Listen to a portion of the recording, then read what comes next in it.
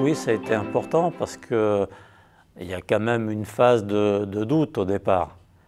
Et ma femme a été bien à l'écoute, elle a été très disponible, parce que c'est vrai que la première période était très invalidante quand même. Et oui, c'était quand même important. Ouais. Ouais. Le proche, mon mari était présent tout le temps, sauf pour le diagnostic, puisque j'étais éloignée de 150 km, il était au travail à ce moment-là. Mais j'avais ma sœur à côté de moi et c'est vrai que c'est très rassurant d'avoir quelqu'un au moment du diagnostic. Mais ma sœur a été très très effrayée et je crois que c'est moi qui l'ai rassurée parce que j'étais moins effrayée qu'elle en fait. Mon accompagnement, c'est surtout pour l'aider du fait que ces derniers temps, ses douleurs sont assez fortes. Donc il est très difficile pour elle de porter certaines choses ou tout simplement à la cuisine, une casserole remplie d'eau, pour elle, c'est un effort et des douleurs. Donc. Et j'essaye au maximum de l'aider au quotidien par le ménage, par l'entretien de la maison. Et bien entendu, l'accompagner, surtout dans tous ses rendez-vous médicaux. C'est vrai que les premières choses qui nous sont venues à l'esprit, c'était de rassurer. Moi, en tant qu'aidant, j'ai été plutôt dans cette démarche-là. J'ai été, je ne sais pas pourquoi, voilà, j'ai essayé de rassurer. Je me suis dit, ça ne sert à rien de s'affoler tant qu'on n'a pas tous les éléments, de savoir exactement ce que c'est, parce que c'était une maladie que l'on ne connaissait pas.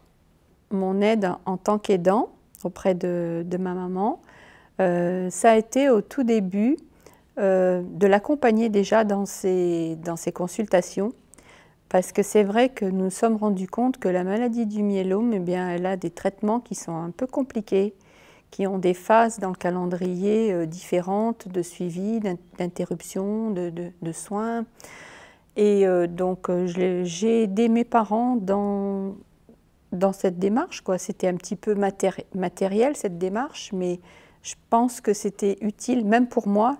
J'avais besoin de comprendre exactement ce qu'il en était, c'était important. Il n'y a pas eu de ce clash au niveau de la cellule familiale par rapport à la maladie de ma maman. Ça n'a pas changé les relations que j'ai avec mes parents non plus. Nous sommes quand même une famille assez unie et qui communique. J'ai cette grande chance. Et lorsque l'on a quelque chose à dire, on s'exprime, on se le dit. Et on respecte aussi celui qui peut ou qui ne peut pas venir, agir, faire quelque chose à tel moment.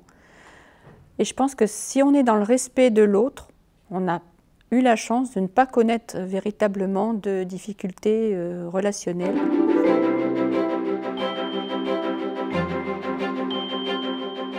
On a pris quelqu'un pour nous aider à faire le ménage au départ, juste après ma greffe. Mais sinon, non, pas particulièrement. Puis on a vu aussi récemment qu'on avait droit à des séances de psychologue. Et là, on s'y inscrit et on aura dans quelques semaines chacun un entretien avec un psychologue. Et je trouve que ça, c'est une bonne chose, que ça fait partie de la thérapie.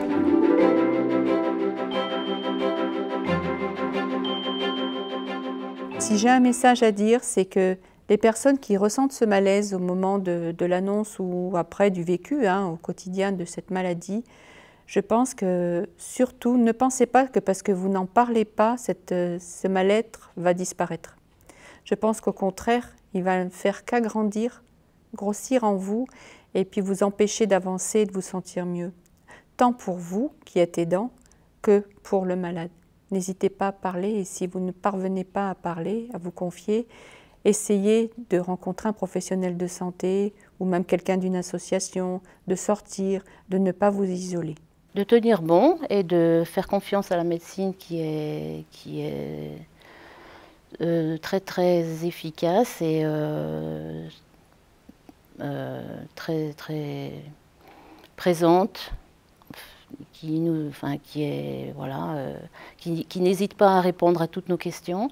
Donc il ne faut pas hésiter s'informer, poser des questions. Moi, je dirais que lors du diagnostic, ça serait bien après que la personne en charge du malade, le médecin ou le professeur, ait un entretien avec le conjoint de façon à expliquer la maladie et rendre plus facile la vie justement de celui qui est atteint par le myélome.